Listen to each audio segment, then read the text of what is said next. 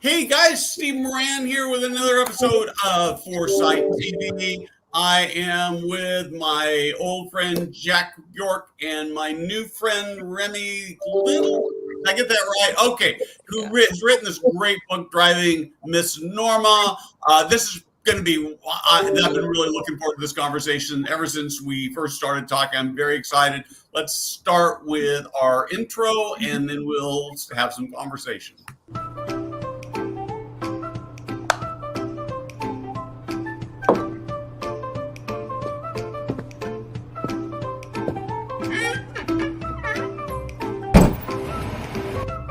Hey guys, Steve Moran here.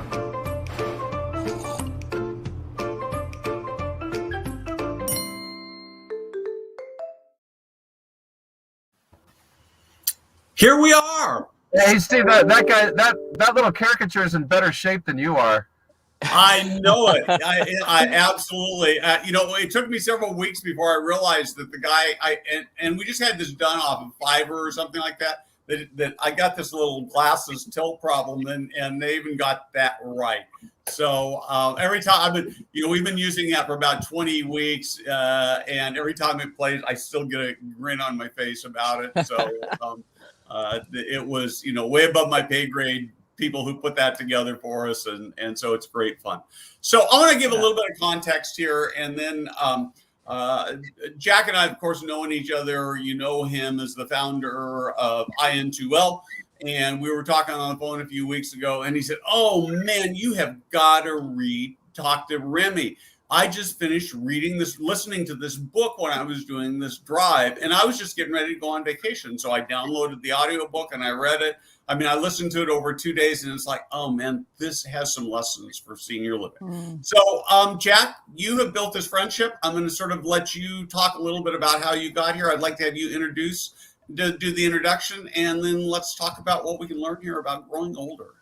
Yeah, no, it's it's one of the coolest things for me of having done this for 22 years is kind of the people that you run into kind of randomly. What I really like about Ramie is, and Steve, you and I have talked about this before, there's kind of like an insular group of people that we all kind of talk to each other all the time, and we're all complaining about the same things all the time, and blah, blah, blah.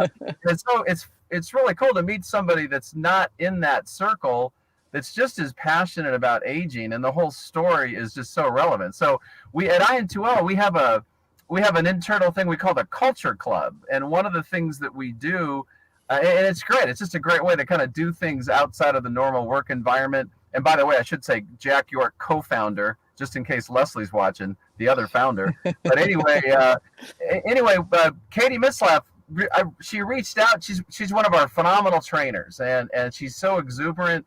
And part of what our culture group does is they have a book club. And so she reached out to Ramie and got, I don't know, Ramie can tell how that all happened, but anyway, Katie reached out to me and said, we've got a hotshot author that's going to be part of our little internal thing. It would be good if you're on the call. So sure. And then it's like 10 minutes before the call, I've totally forgotten. I'm scrambling to the internet to try to read like the cliff notes of the book so I can ask like an intelligent question and act like I've read it. And obviously I hadn't, but it was just so compelling, this story. And it just, I don't want to tell your story, Ramie, you tell it, but it just, for me, it's just, I think that sometimes we get so caught up in a senior living context, you get caught up in the, kind of the business of what everybody's doing, that you forget the humanity of it. And I think your whole story is about the humanity of you and Tim and Ramie and the whole thing. And so I am so honored to call you a big friend of mine, and Katie, if you're out there, thanks for teeing this up. But this is so much more about Ramie and kind of, why don't you kind of take it over?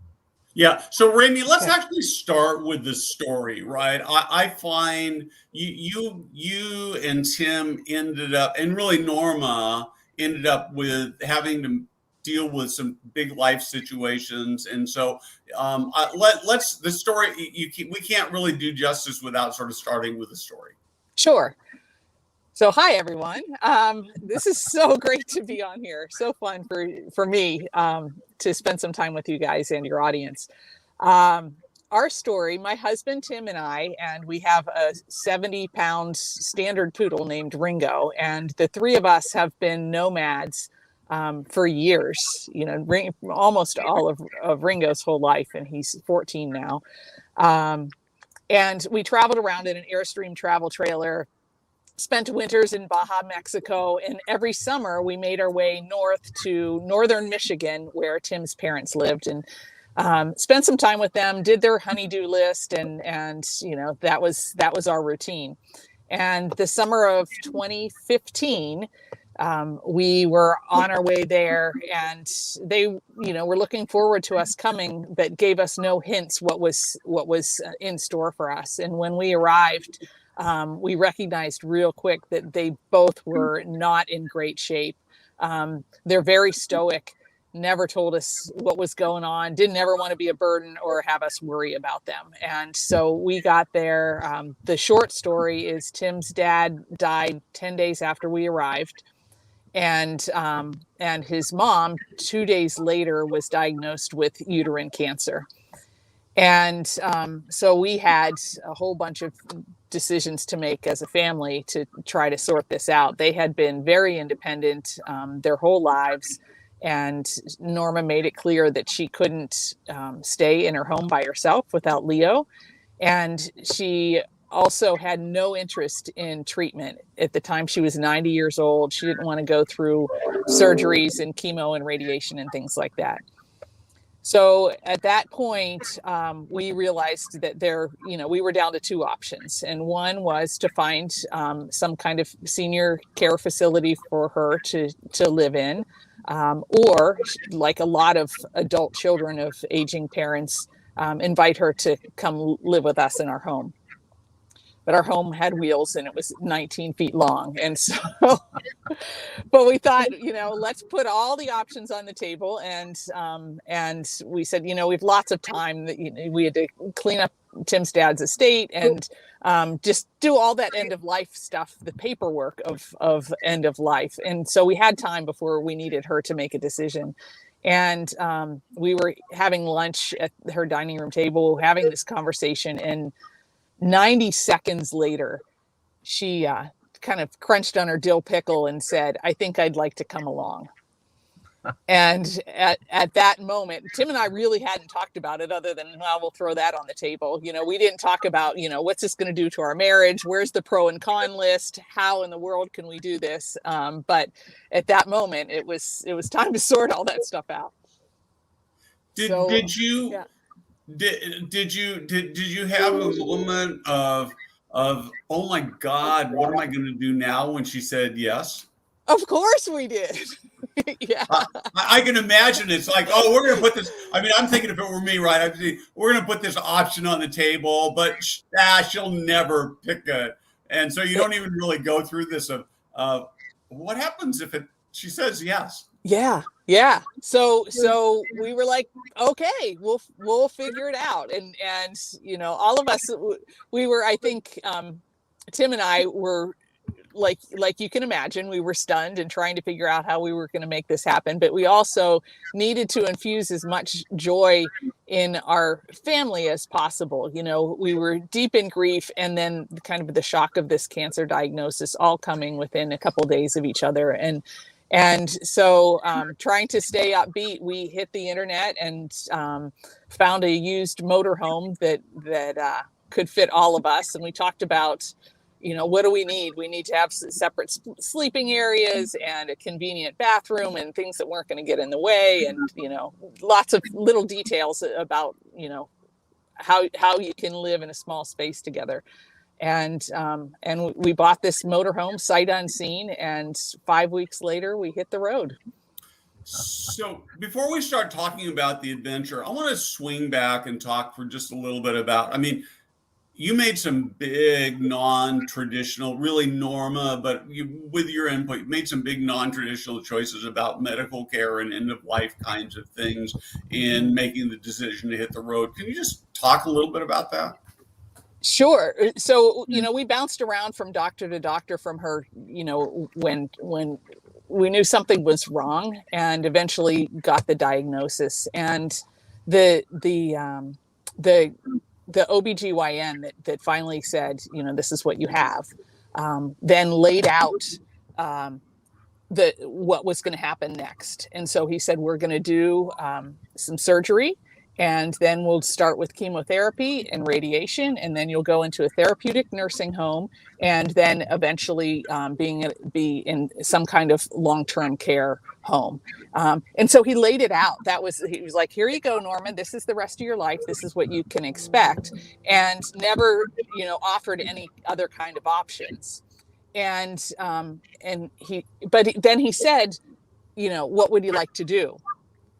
Which was odd to us that there wasn't anything else Was that before or after she had already said that she wanted to go? Is this all before that discussion? Well, no, we had the discussion kind of anticipating that there wasn't going to be good news.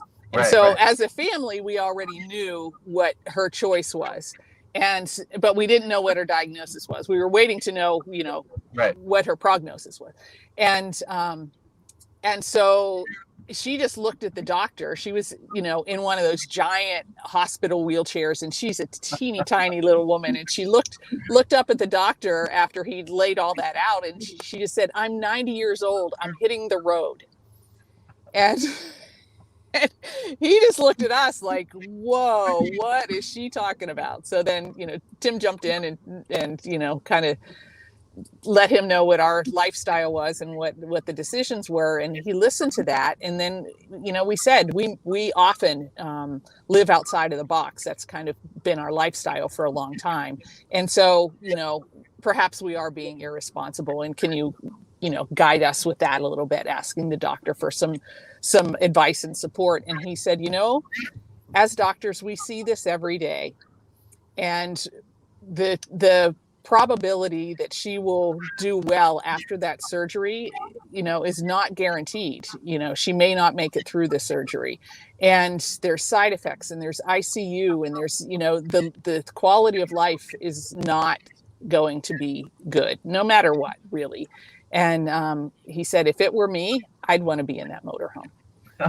And so that was the blessing we got from that doc. And from that point on, we were like, okay, here we go. And so we asked him, what happened? We don't know how this, dis-ease is going to progress.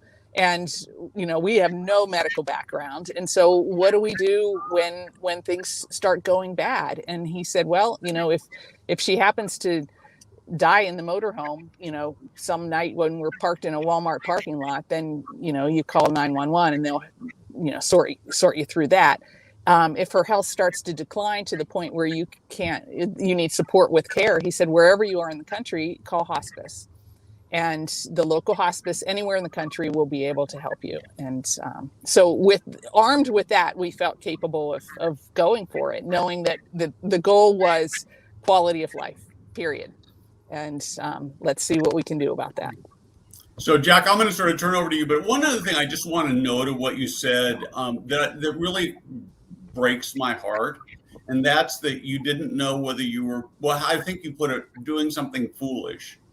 And it's fascinating to me that we have created a society in terms of our interaction as human beings with the medical community, that when we say we're going to go live an adventure instead of putting ourselves into an institution for the last 18 months feels risky.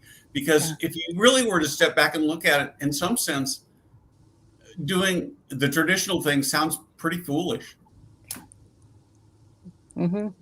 That's what we thought. That's what we thought. Yeah. Yeah. Well, to me, it's, people have to read the book. I mean, at the end of it, shamelessly plug How to Get It or blah, blah, blah. But the book to me is it's like a combination of Being Mortal and The Adventures of Huck Finn. It's like, it is this just incredible reframing. But I think it talk a little bit, Ramie, but it's just about the buildup of what started as just what's going to happen tomorrow to this massive media, Good Morning America. I mean, it for anybody watching this, it wound up being this massive, kind of PR thing. But it's just kind of walk through that, the tiptoeing into that.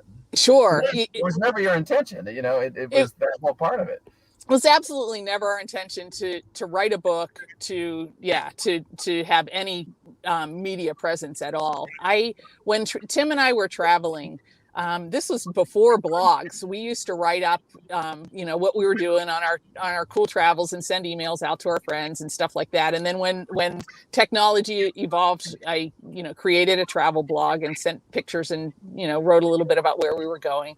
And I noticed very quickly, as soon as we hit the road with Norma, that was going to be way too cumbersome for me to keep up on that platform. And so I decided, but my friends and family still had an interest in what we were doing, obviously. And so I decided to just throw it up on a Facebook page, make it really easy for me to do that. And we had started out with 12 people that were really into, watching where we were going, and people that knew Norma and knew us. And then they would start sharing it with their friends. And by the time we made it, we left northern Michigan and went across kind of the northern tier. And by the time we made it to Colorado, one of our friends was like, "This story is amazing." And she sent it out to all her friends and said, "Check this out. Let's see if Miss Norma can get 100 people to follow her Facebook page." And we said, "We'll send a postcard to the 100th person who likes our page." And we ended up doing that. And so it just kind of grew from there. And by 6 months in, we had about 520 people that were following this story. And we were doing these different adventures and having a great time. And at that point, the GNN caught up with us. And GNN is the Good News Network. And so everything that they publish on their platform is good news. It's feel-good stories. And so they asked if they could put our story up there. And so we talked to Norma about it. Tim was like, I don't think so. Let's not do that. And Norma was like, why not? The world needs some more good news. And, people seem to be enjoying this. And so we answered a couple questions. And a few days later, we got an email from the writer at Good News Network and said, "Hey, we just posted your story. Here's a link to it, whatever." And so I went and looked at the link, read the story, and was like, they did a nice job. That's great. And then I went back over to our Facebook page, and all of a sudden, the computer screen is flashing, and we went from 520 followers to, it was exponential. And by the end of that evening, the CBS Evening News had called, and it was terrifying. And what did that feel like? That's like because Steve and I are big hams, so like we want that. Yeah, we a whole life for that moment, and you didn't even try. So oh my gosh! So no, we were not excited about it, and actually quite terrified. And I thought that I ruined my marriage. I thought I ruined my relationship, my trust with Norma. I couldn't breathe. I couldn't sleep. Tim's like, "There's got to be a way to unplug the internet and make this stop." I mean, it was awful. And then, so then we found ourselves making, all these interesting decisions that we never thought we would have to make of, do we accept offers or not? Do we talk to CBS Evening News? Do we talk to Ellen DeGeneres? Do we, all these things kept coming in, and many of them we turned down, and we were really specific and clear about what we were comfortable doing and what we weren't. But it went crazy. And to this day, it's just this week, on the 24th of August was our the anniversary of the day we left. So 6 years ago, we pulled out of her driveway, and we still have almost 500,000 followers on Facebook. And what do you do? What do you do with that? Well, they ended up being a huge support for us. Caregiving is hard. And while we were on this journey with Norma and her health, it's not a spoiler alert that she eventually dies. And that 500,000 people were our buoy, and they were absolutely amazing support for us through the process. And then ever since, like, I might put something up on that page now once a month, And we still get tremendous amount of response and love in return. It's been an incredible experience for us. Yeah, Jack, one little selfish self plug here before you get back to serious stuff. We would love it if, when this is over, Jack and I would love it if you'd post a link to this up on in that blog. So, I bet you would. Yeah. So, no, anyway, go ahead, Jack. There's some profoundness to this, and there's a lot of joy to it. So I think time runs out when Steve and I are together on these things. I mean, why don't you tell a couple of the joyful stories, and then, as it gets towards the end, a little kind of the profound messages really to society, I think, about aging and end of life. Yeah. So some of the travel journeys were pretty remarkable. I was doing, while Tim was trying to get the motorhome all sorted out and do kind of the business end of things, I felt like I was the, recreation director for a while, that my job was at the top of Maslow's hierarchy of needs. Tim took care of, food, shelter, that kind of stuff. Right. And I was like, let's have a good time. And, but Norma didn't give me many clues about what she wanted to do or what she was excited about. And so one of the kind of super sleuth things that I did was, we kept finding, while we were going through her home, we kept finding these little newspaper clippings of ads for hot air balloon rides. And so we asked her about that and said, Norma, what's this about? We've never heard about this. And I mean, they were in, tucked in Leo's Bible. They were stuck on the refrigerator. They were in file folders with, bank notices. They were all over the place. And she said, oh, Leo and I always wanted to do that, but we just never got around to it. And so that was a big goal of mine, was to find a way to get her up in a hot air balloon ride. And we eventually did. It was tricky, with someone with mobility issues, trying to climb up into a big basket. And there were a lot of logistics that went on, but it was a pretty magical time for her and us. Yeah, we started some other things. We started just kind of, once we went viral, we just were like, what the heck, let's just go for it. And so we started accepting invitations to wonderful things. And some of the things we got invited to, they were all over the world, come, we'll host you in Paris, or come mush dogs in the Iditarod, or, come skydiving in California, the things that there was one that was, come on a road trip with a steampunk rock and roll band in their, hippie bus.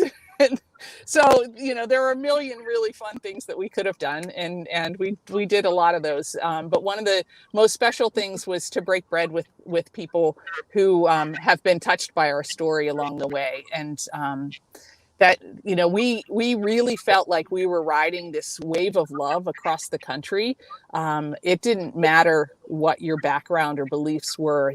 Everyone seemed to be on Team Norma. And we saw this country in such a way that it just, touched our hearts immensely. What was pretty like amazing. When you, because again, having already read the book, like some of the later events that, there's all kinds of people there and people planned forever. Did she just kind of, did she like just roll with it, or was she freaked out, or was she like, how did this happen? Or did she just kind of go, what's tomorrow going to bring? She did better than I think Tim and I did. We were really not sure. We didn't know her that well as adults. Tim left home at 19 and, saw his mom couple times a year, and she was always kind of the shy, delighted wife behind her husband, who had a big personality, and he was always telling jokes and the life of the party, and they had this great relationship, but it was never, Norma was never in the spotlight. And so she at first was a little shy about things, and then she started warming up. I mean, there were times early in the trip, if we stopped to get groceries, she's like, I'll just sit here in the car with Ringo and you guys go ahead and get the groceries. And later in the trip, when everyone in the world knew her, we'd stop to get groceries and say, Norma, do you want to go into the store? Or do you just want to sit here with Ringo? And she goes, I think I'd like to go in. And and we'd go in, and of course there's people in the shopping stores that knew her. They'd drop to their knees and weep, holding her hand and telling her how important this journey is to them. And so it was amazing, and she really, really enjoyed that. Yeah, it was fun to see how she responded to it. Well, and it was cool too, some of the doctors, just reading the book, some of the doctors that reached out and how it reframed the advice they would give to people at that point. So yes, there was powerful. Yeah, there was an oncologist. I remember he was from, she was from Wyoming, and she was, watching us on Facebook, and had a family in their waiting room that just got, devastating cancer news. And she said, I want you, this is, way before our book, obviously, we were still traveling. She said, I want you to read Atul Gawande's book, Being Mortal, and right. I want you to log on to the Driving Miss Norma Facebook page and take a look at that. And then, come back in a day or two and we'll talk about your treatment options. And so, that's what's happening wow. with the doctors around the country with this story. Yeah. I find myself thinking that your book should be handed out by every senior living community to every family member as they move their family members in, to just provide a perspective on how to live life. As Jack had asked, I would love to have you sort of talk about, I've got so many questions I'd like to ask you, but let me ask one question, then I'd like to sort of get to the last days, weeks, months. One of the things that struck me about the book was your level of positivity, because as you got to those last few weeks and months, there clearly were a lot of, bodily function kinds of things that you had to address on a daily basis. Can you just talk about the emotion of having to do that and how you kept going? Sure. In a tiny space.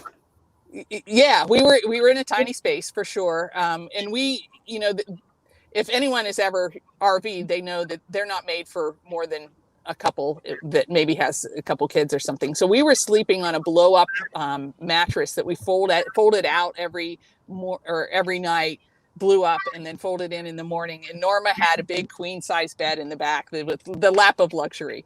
And so fortunately we had that set up. And when things started to decline, we the three of us said, okay, I think this is what the doctor meant by, you can call hospice if you need support. And we happened to be in Friday Harbor, Washington at the time. They were wonderful hospice here. And that's where I am right now as well. And so we called them in and knew that we had some support, someone to, bounce things off of. But the thing that really helped us, I think, the most was the fact that we had incredible conversations for the last, 14 months talking about her wishes, end of life care. We filled out the 5 wishes advance directive, had that conversation over and over and over to the point where we were really clear. She knew that, that eventually she was going to die. We all knew that. We didn't want this journey to end because we were having so much fun, but, it was time. And having those conversations throughout the journey, very lightheartedly most of the time, because it wasn't when she was, desperately ill, set us up for a much easier transition when the time came. And so, the body function stuff, that's hard and it's real. And, all the caregivers out there know this, and we are so supportive of family caregivers. But I think, Steve, it comes down to, hopefully answering your question, was communication. And when she had a bodily function that wasn't all that pleasant, we would laugh about it, and just be like, what can you do? That's the way it goes. And we did that a lot. And we made it through. Her death was absolutely a beautiful experience. Any regrets in the process or things you wish you'd done differently?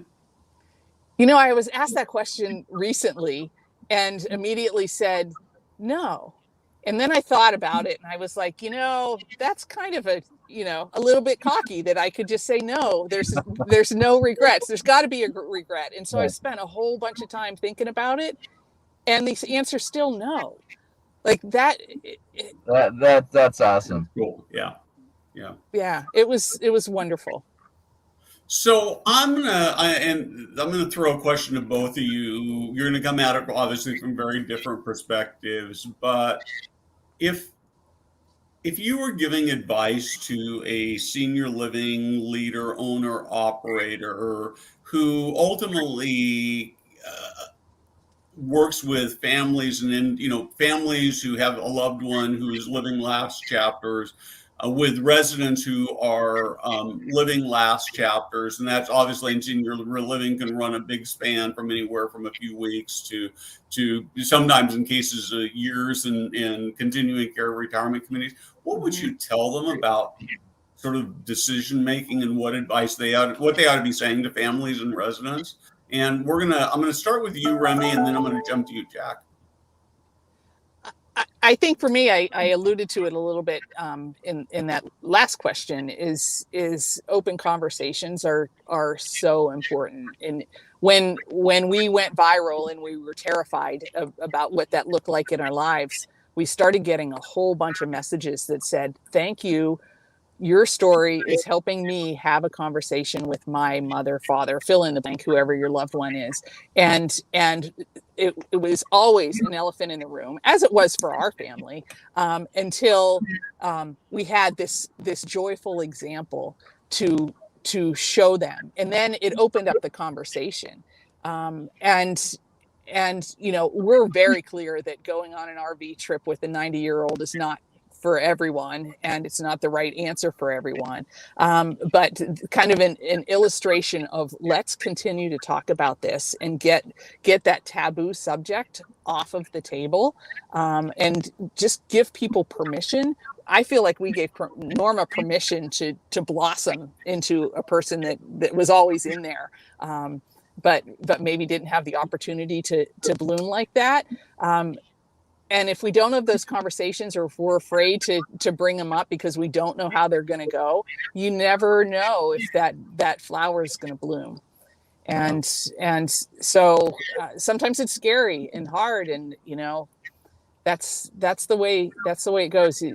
For us, we had to push through that scary thing and have the conversations, and the payoff was gigantic. Yeah. Jack? Yeah. And first of all, before I go, I do want to say that Ramie is my role model. That I'm starting my own little RV thing with IN2L next year. So we'll talk more about that later. But you're my hero. You're my inspiration. But I think, Steve, to answer your question, and it's, I think part of why IN2L has been successful is because when Leslie and my brother and I started the company, we had no idea about anything to do with senior living. We just wanted to bring joy to people. Yeah. And I think that we've built our whole company on different ways to bring joy to people. And I just think there's so many serious discussions to be had about medical care, healthcare, totally valid stuff. But joy just doesn't always seem to be always in the equation. And I do think that's a silver lining of COVID, is that people just saw the importance of staying connected and engagement and all the stuff that we've done forever as a company. But I mean, that's just what struck me right away in the book, was just that whole making an option something that would never have been an option. It doesn't have to be driving a motorhome, but it may be, it's like the how can I forget the Masterpiece Living, who's the guy, Steve, that wrote the book? Roger Landry. Yeah, Roger Landry, like the whole what is it, live short, die fast, whatever the heck that book is. It's just, it's just make if at the end is near, whatever near is, have as much joy as you can. And I think that gets lost in the kind of the medical modelness of senior living sometimes.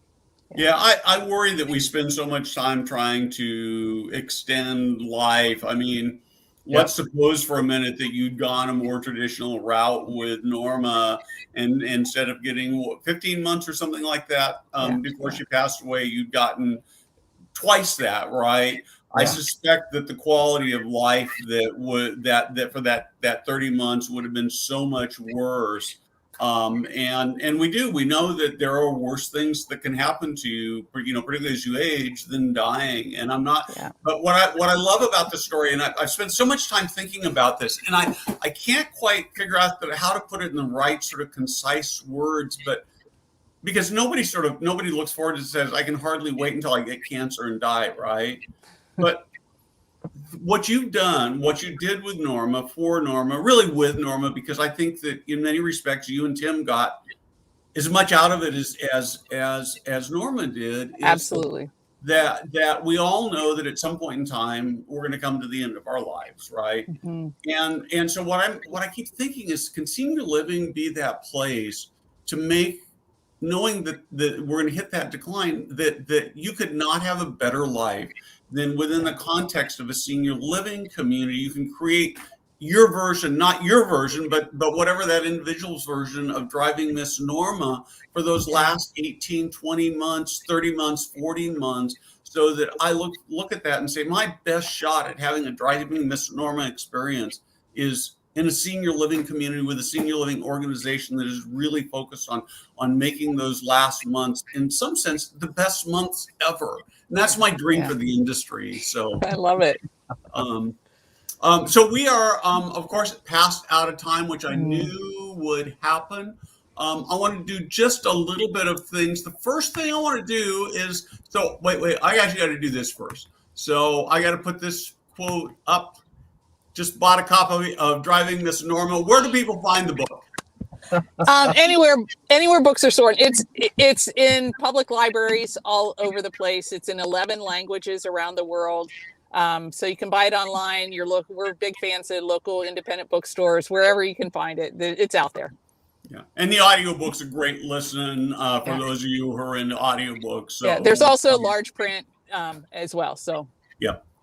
So and the Facebook page is still active, so you can go check it out there, and that'd be a worthwhile adventure. And consider giving this book to your families, to your caregivers, to your team. It will inspire you. It's always funny to say this, a book about dying will inspire you, but it will. It's a fantastic thing. Thank you. And so I really, really appreciate that. One thing I'd like to just remind people is that we have a text messaging community that we would love to have you join.